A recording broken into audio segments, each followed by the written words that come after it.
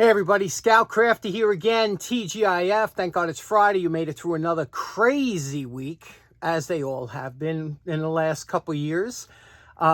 Just a quick thing to tell you, free advice. And you know, free advice, you get what you pay for, but I'm going to give you some good advice here.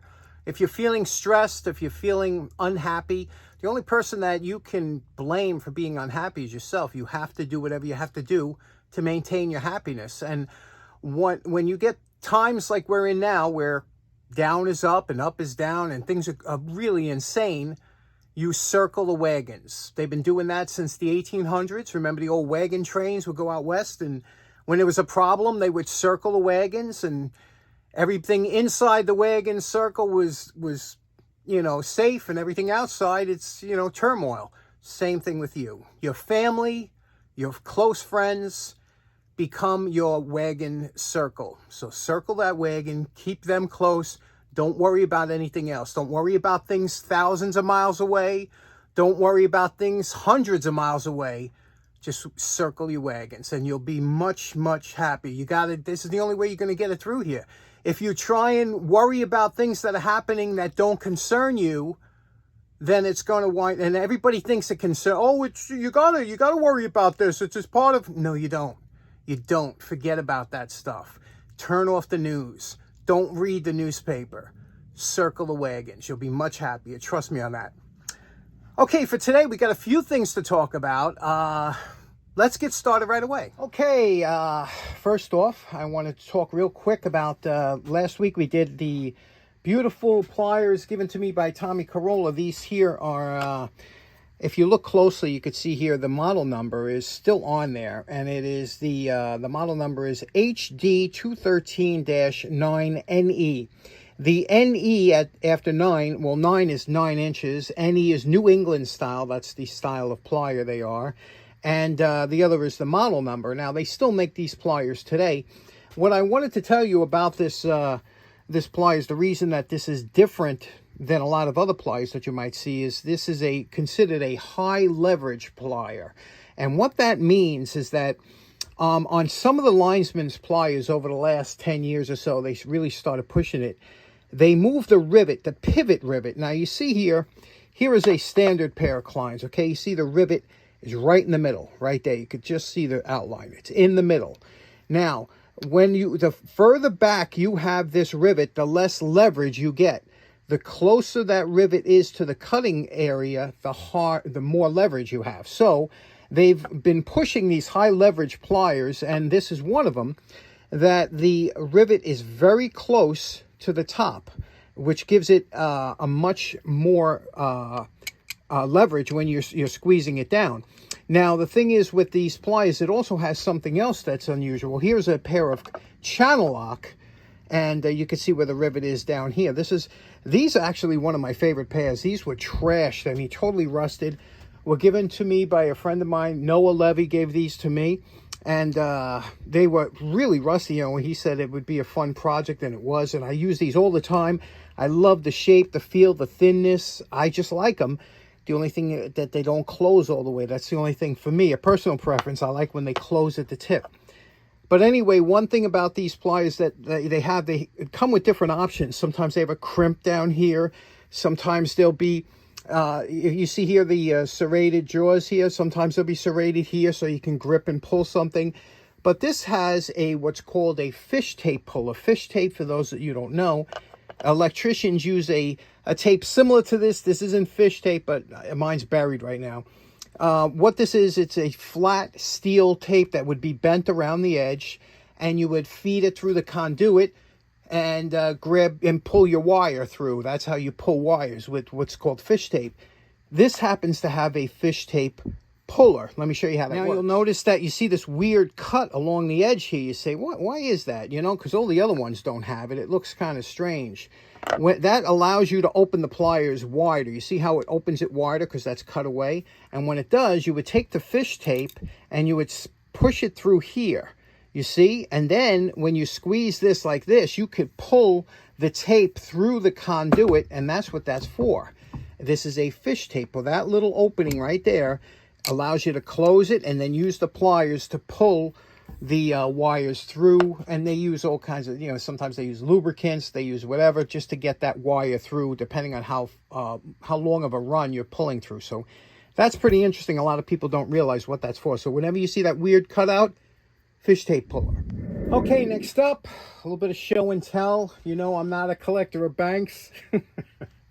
I guess I am a collector of banks. I realize you set me straight. Check this out. You see what this is here? This is a vintage all-American mailbox bank. And what's so interesting about this, you don't see these anymore, especially in the original box, right? Let me show you what cool bank. This is a cool bank. Okay, what you're looking at here is a 1940s, 1950s mailbox bank.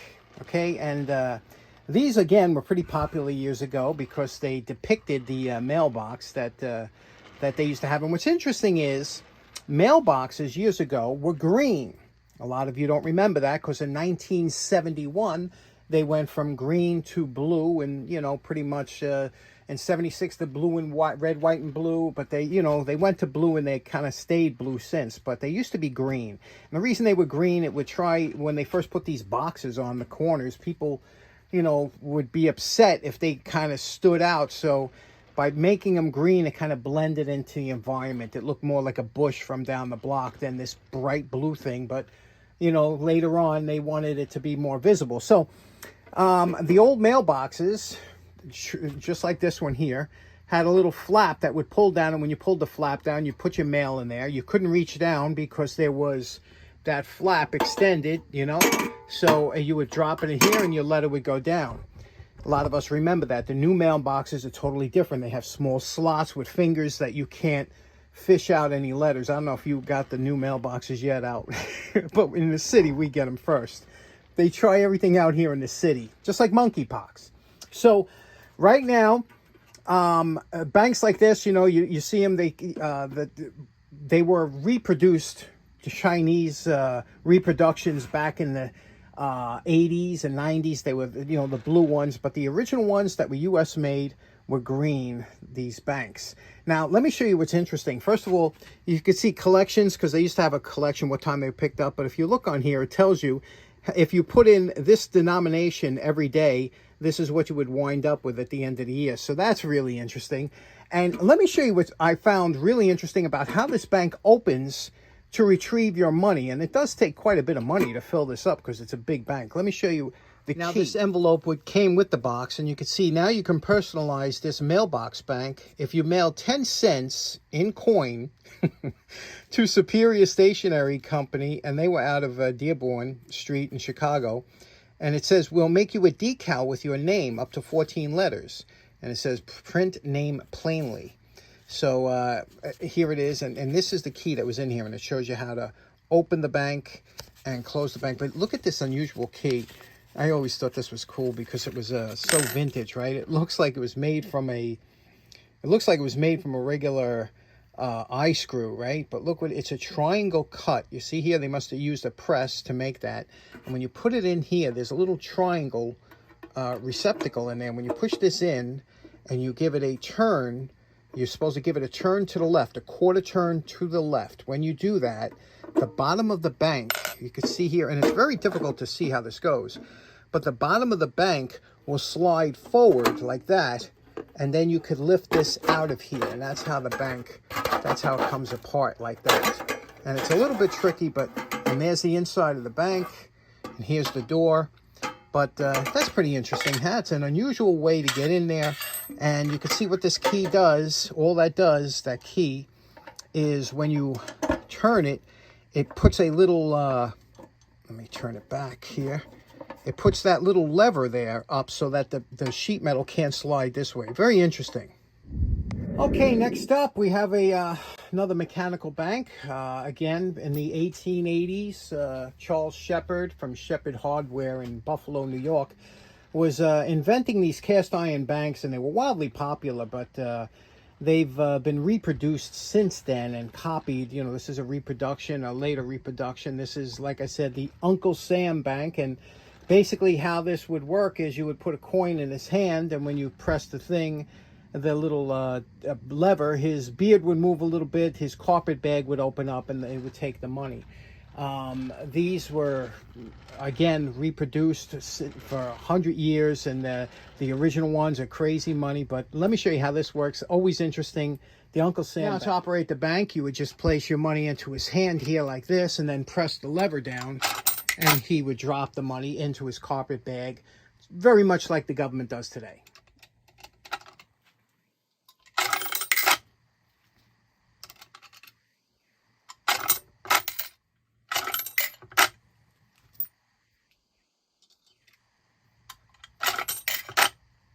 Next up, I just want to say a special thanks. My last video, I talked about what regrets I had passing this table by when I was going on my poor man's flea market. And I know all of you felt that same pain, you know, and you understood that, you know, sometimes you can't. But a lot of people coming up with solutions, but they're really not. It's so hard to, when you come across something big like that, or that takes up room. And it just, believe me, it's not easy. But,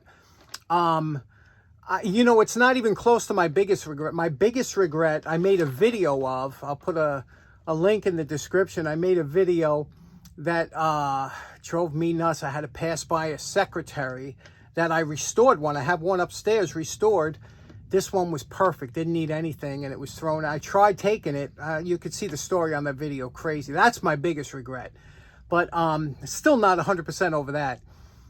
It's funny how my buddy Rick was saying, he says, you know, sometimes even today you try and give the younger kids something, and they don't want anything used, they don't want anything old or whatever, and a lot of kids are like that, and it's been that way for a while. I was never like that. I always liked old stuff ever since I was a kid, and but I know, especially, you know, some younger women, you know, they want their, especially if it's going to be their house or their new home, they want new stuff. They want stuff that they bought the first time. But I always liked the old stuff. And if I could get a hand-me-down, it never bothered me, you know. But I understand how some people would, you know, want their own new stuff. And how's your opinion on that? Does the new stuff, I know most of you don't mind the old stuff because you're following this channel, but do you have wives and things like that that say, don't you dare bring old stuff, I want only new that, you know, I buy and pick out? My buddy once bought a house, and it was furnished beautifully. It was just, I mean, I loved it. It had all this Swedish pine, you know, or Swedish wood, all bare wood, just beautiful. And the furniture, and they threw everything in with the house, but his wife wanted all new, you know, she didn't want any of it. And I was like, oh my God, you know, just like that cedar chest, you know, it was all like raw wood, and she wanted all modern stuff. So he had to get rid of it all. Isn't that something, how that works, like sometimes? Anyway, real quick, I want you to check out a good friend of the show by the name of Larry Nelson. He said, I made a screwdriver, I thought you might, and he sent me a picture of the screwdriver he made, a golf ball screwdriver in the red, white, and blue flag motif, and it's just beautiful. What a nice job Larry did. And I thought I would share it with you. You know, it's so nice. Larry's 77 years old. I just love it when I hear people, you know, getting inspiration from this channel to go back into the shop and try something different. He had a blast making it. Came out so nice. I love the colors, love the flag, the stars, just absolutely beautiful. So, Larry, thanks so much for sending that in. Okay, last up, a few weeks ago, we got this nice 1-inch chisel from, it's a Baltimore. You can see here, Baltimore chisel from Joel Jacobson. And one of the subscribers, Jim, asked, he goes, how do you get that polish on? He wanted to see how to get the polish. So let me show you, because it is a nice look when you get that. So let's clean this up real quick.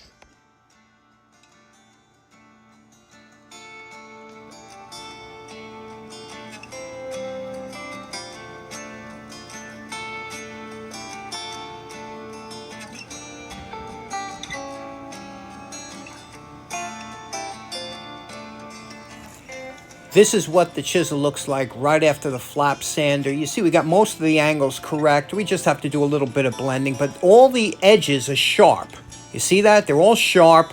You don't want that. It's not comfortable in the hand, but what we're really concentrating now is on the tip. You see that? Now, this has like a wedge tip or an angle tip. We want to blend that in so it's nice and smooth. So we can put it into the vise like this with the angle facing up and just drag the flap sander lightly over it to reprofile that tip. That's one way to do it. And you see it makes quick work and it doesn't overheat the tip. But another way is to use the belt sander. And again, remember, always try and use that either the soft area right in head of the wheel on the back, the drive wheel, or just the wheel itself, and just go back and forth, lightly touch it until you get the angle you want, and then polish it out. Now, you know my favorite part. Remember what Joel's chisel looked like before we started.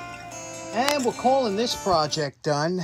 This was just a quick one because we really weren't concentrating on the back of the chisel, but you know, we made it presentable, right? It's a nice soft chisel. Look at the back. I always like the back, and especially polishing around the edge there. That just makes it look so nice, doesn't it? But here's what we were concentrating on, to get that tip to look mirror-like. You know, you see that there? Look at that. I mean, I know you guys that do like woodworking and stuff, you understand the importance of a polished tip, because that just, it goes through everything that you're slicing through. You don't want any grind marks on there, anything that could grab the wood on a microscopic level. But I do it just on metal chisels just because it's fun. And you can see I didn't make the tip, I didn't change the profile of the tip. It's still a very strong tip. In fact, it's not even sharp. You could see here, you could see the edge. It's not sharp at all. But it just looks so sweet, doesn't it? I mean, when you see that, you wouldn't even want to use that on anything bad. You would grab your old junky chisel. This is something you use on, you know, on a softer materials because you don't want to mar up the tip. But I mean, it's as strong as it ever would be. Just a fun chisel. Joel, thank you so much for this Baltimore chisel. We brought it back. Another one in the can. Okay, even with all my jabbering in this episode, we were able to knock out a restoration. You know, that restoration took exactly 1 hour to do from start to finish. So that's, you see that you don't just knock these out in 10 minutes. You know, I always say a 10-minute restoration looks like a 10-minute restoration. Last up, you know, we have a good friend of the show for a long time, Mike. His name, he goes by his channel is Man Cave. Now, Mike has been, you know, he's been battling some illnesses. He's from New Zealand. Great friend of the show, like I said, about a few years ago, was introduced to Mike, and Mike's channel was flying up. Then he got hit with the illness again, and he hasn't had any videos for a while, but now he's back. He's feeling better, so he just did a nice restoration on a blowtorch. But if you are interested in making videos and you want to see an example of fantastic video making, because he is a videographer, photographer I think by trade or hobby. He's just amazing. So watch a couple of his videos, and I guarantee your videos will become better. Look at his shot sequences, his focus, his angles, and the lighting.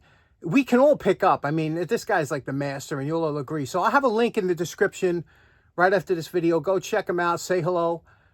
His name is Mike. Say hello from and his wife Rose. She's a sweetheart. Say hello from Scoutcraft over in New Zealand. Check out his videos and see and learn how to make really good photographic videos. This guy's an expert, and he does fantastic restorations too. So you'll enjoy it. Anyway, thanks so much. Hope you have a great weekend. Take care now. Bye bye.